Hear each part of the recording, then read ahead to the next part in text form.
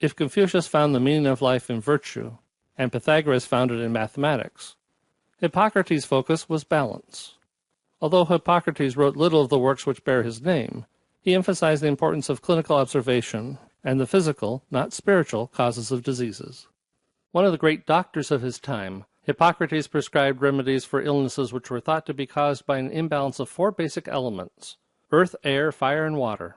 In the body, each of these elements was associated with a bodily fluid, a humor. The goal of medicine was to keep the body's corresponding humors in balance. Although Confucius and Pythagoras proposed general principles for living, Hippocrates' ideas had a direct connection with personality. Each basic element in humor corresponded with a specific personality type. Earth can be seen as phlegm in the body and corresponds to a phlegmatic temperament.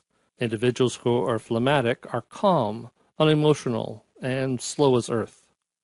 Air, blood, produces a sanguine, cheerful temperament. A sanguine person has a reddish, ruddy complexion and are passionate. Fire causes yellow bile and a choleric, fiery temperament. A choleric individual is bad-tempered and easily angered. And water gives the melancholic sadness of black bile. People who are melancholic are depressed, withdrawn, and no fun at parties. Sayings attributed to Hippocrates include, "He who does not understand astrology is not doctor, but a fool." There are in fact 2 things, science and opinion. The former begets knowledge, the latter ignorance. First, do no harm. Art is long, and life short. About the same time as Hippocrates proposed humors, Democritus proposed that all things were composed of atoms. Democritus is a good example of how ideas don't develop linearly. An idea will come, go away, and return, sometimes in a different form. For Democritus, everything can be explained by atoms. Atoms are indestructible tiny particles that are always in motion. They are invisible and indivisible. You can't see them or subdivide them. Atoms are not derived from something else, and they've always existed. For Democritus, all that exists is matter. Everything is composed of atoms. Heavier atoms form the earth, while lighter ones form the stars. In addition to weight, atoms also vary in size and shape. The views of Democritus were dismissed as being too materialistic because he didn't explain where atoms came from. The fact that his critics couldn't explain where their primary forces came from somehow didn't bother them. About 100 years after Hippocrates and Democritus, and 200 years after Confucius and Pythagoras, Aristotle was born in Macedonia. Aristotle wrote the Constitution for Athens, tutored Alexander the Great, and studied with Plato. He came to Plato as a student but stayed on as a teacher. He later started his own school, officially called the Lyceum, but informally called the Walking School. His lectures were not given in classrooms, but students learned by strolling around the grounds with their teacher. Aristotle's views made a lasting impression on zoology, psychology, ethics, logic, and theology. Aristotle's belief that heavier objects fall faster than lighter ones lasted until Galileo dropped weights off the Leaning Tower of Pisa. His view that the Earth is the center of the universe went unchallenged till Copernicus, and his study of zoology and the belief in a fixed set of species wasn't overturned until Charles Darwin. In a polytheistic society, Aristotle argued for the existence of a divine principle above all the rest. The prime mover, first cause, was pure intellect, perfect unity, and unchangeable. These ideas influenced Islamic and Christian doctrines through Averroes and Thomas Aquinas, respectively. In contrast to Plato's pure mathematics and forms, Aristotle, the son of a physician, emphasized biology.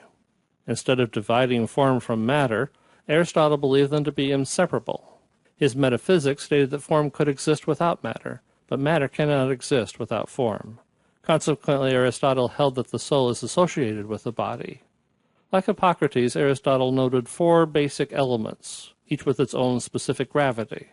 But in addition to earth, air, fire, and water, Aristotle added a 5th, ether, to describe the content of the heavens. The senses were very important to Aristotle. He believed that everything in the intellect comes first through the senses. To coordinate the information received from the senses, Aristotle hypothesized the existence of a common sense.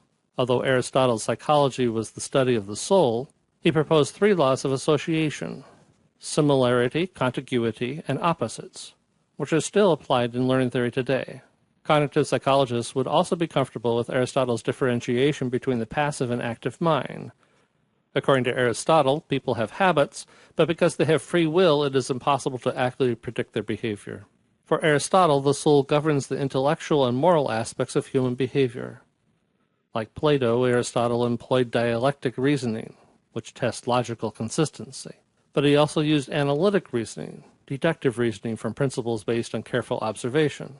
Aristotle described chains of reasoning and emphasized the importance of syllogisms to test the validity of logic. Well into the 20th century, all logic was Aristotelian logic. Aristotle seems to have combined two views of the soul. One view, characteristic of the Pythagoreans, said the soul is trapped in the body but transmigrated to another body upon death. Another common view was that the soul only exists as part of the body. Aristotle seems to have combined these views without giving a clue to where the soul resides or if it is immortal. Sayings attributed to Aristotle include, "All paid jobs absorb and degrade the mind. It is the mark of an educated mind to be able to entertain a thought without accepting it. All men by nature desire knowledge. What is a friend? A single soul dwelling in two bodies. Dignity does not consist of possessing honors, but in deserving them. We are what we repeatedly do. We are what we repeatedly do. We are what we repeatedly do. Excellence, then, is not an act, but a habit."